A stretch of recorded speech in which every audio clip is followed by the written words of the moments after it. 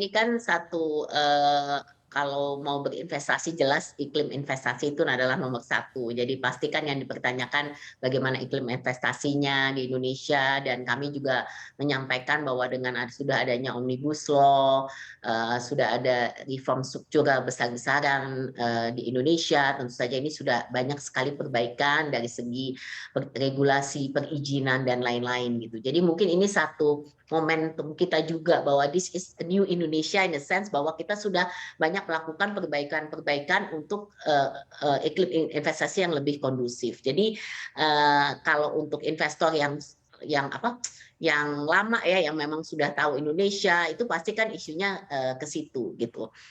Tapi kalau saya lihat banyak ini juga kesempatan yang di mana investor baru itu belum tahu banyak mengenai Indonesia. Indonesia itu seperti apa sih gitu kan? Apa sih opportunity-nya? Nah, ini juga sangat kita dorong. Terutama mereka merasa kita banyak mungkin Indonesia oke, dari segi selalu apa di dalam benak mereka oh kalau perizinan tuh mungkin ruwet gitu kan.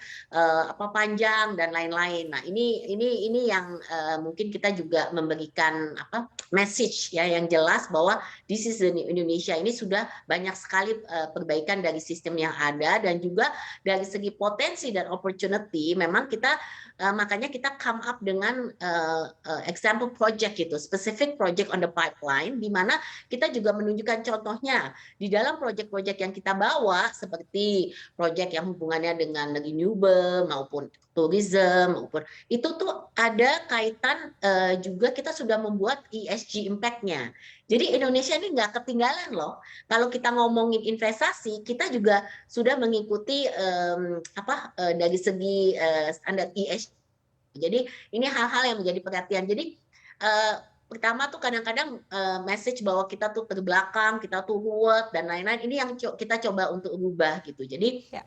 kalau ditanya kondisi, ya pastinya nomor satu iklim investasi. Itu yang Ya. pasti mereka mau memastikan bahwa memang kita terbuka, kita bisa apa namanya tidak menyulitkan investasi, kemudian juga menyulitkan investor yang masuk, tapi juga kita melindungi bahwa mereka itu tidak nanti kendala-kendala yang nanti mereka hadapi kita juga bisa bantu dan dukung gitu. Jadi di sini Kadin juga memberikan apa namanya menyampaikan ya bahwa kami juga siap untuk memfasilitasi gitu bersama dengan Kementerian Investasi. Kita juga bekerja sama dengan erat untuk memfasilitasi investor yang mau masuk ke Indonesia supaya nggak pusing gitu. Bahwa Ya. mereka juga mau mencari local partner, kita juga bisa siapkan karena kan banyak yang belum tahu Indonesia mungkin nggak berani untuk masuk Ya. sendiri. Dia Betul. bilang salah satu kondisinya dia mau cari local partner. Oke, kita bisa sampaikan juga tawaran untuk local partner seperti Ya. apa dan bagaimana. Artinya bisa dihubungkan begitu ya. Tapi sejauh ini mungkin dari pengalaman ketika roadshow begitu persepsi mereka, persepsi para calon investor asing ini sendiri terhadap Indonesia seperti apa sih? Apakah masih ada begitu ya persepsi bahwa regulasi kita juga masih ruwet atau mungkin dari infrastruktur juga masih belum siap atau seperti apa?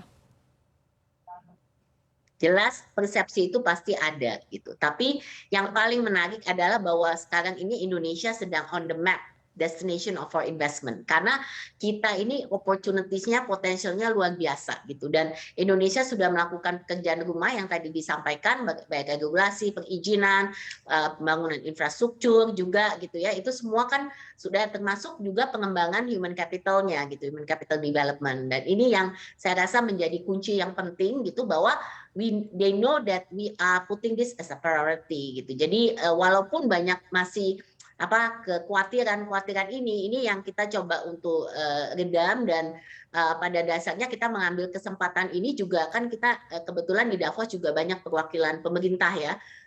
Ada 7 menteri yang turut serta. Jadi ini kita sama-sama masuk sebagai Indonesia Incorporated gitu. Pemerintahnya ada, bisnisnya ada, kita jualan sama-sama gitu.